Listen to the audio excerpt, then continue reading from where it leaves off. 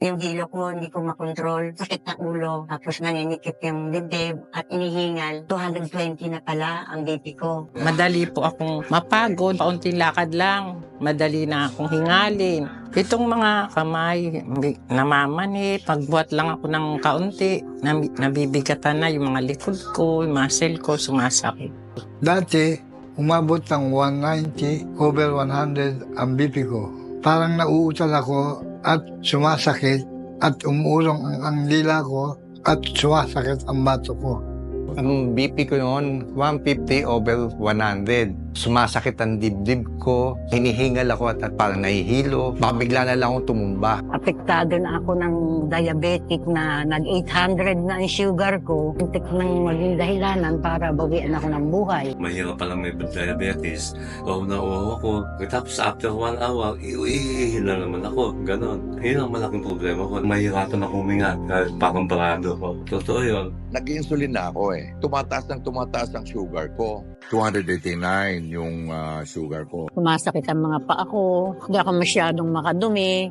Nangangati ako. Mabot ng 385 ang sugar ko. Na-diagnose ako ng bipolar affective disorder at kahit ilang taon na akong umiinom ng antidepressants, parati pa rin ako nakakaranas ng anxiety at depression. Kaya dumating ako sa point na wala na akong ganang mabuhay at lagi akong na-absent sa aking trabaho. Nakaranas ako ng mild anxiety attack.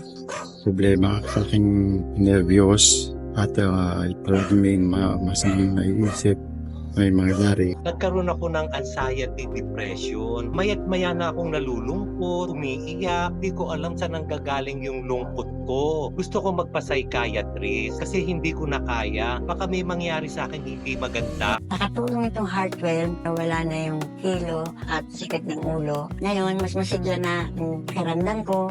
Nakakapag-alaga na ako ng apo ko. Nakainom na ako nito. After 5 days, may naramdaman ako maganda sa aking katawan. Ang laking pagbabago ang nararamdaman ko. Nagiging malakas, malusog ang pangangatawan ko. Sa tulong ng Heartwell ay very well na ako. Gumanda ang pakiramdam ko at bumaba ang BP ko. Pinasubok sa akin itong Heartwell. Gumanda ang pakiramdam ko. Lumuwag yung aking dibdib at nakakatulog ako na maayos. Di na masakit ang dibdib ko. Gumanda ang pakiramdam, gumanda ang tulog ko. Magmula po nang dumating sa buhay ko itong si Glucostrol, malaking pagbabago.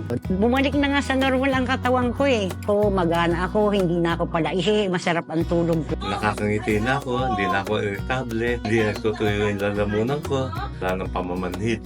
Maganda talaga. Start ako minom ng Glucostrol. Na-experience ko na bumaba yung blood sugar ko. So from 286 naging 189 na lang. After 5 to 7 days na uminom ako ng Glucostrol, luminaw ang kamata ko, nawala yung sakit ng paa ko, naramdaman ko lahat ng pagbabago sa katawan ko. Masaya, di ba?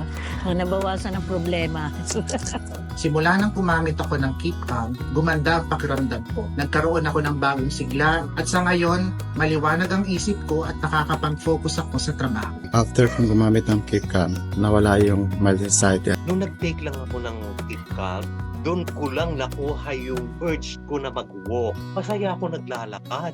Nag-i-enjoy ako mag-walk, mag-exercise. Hindi ko to dating ginagawa. Pag-take ko nung gabi, siguro ito yung happy hormones ko.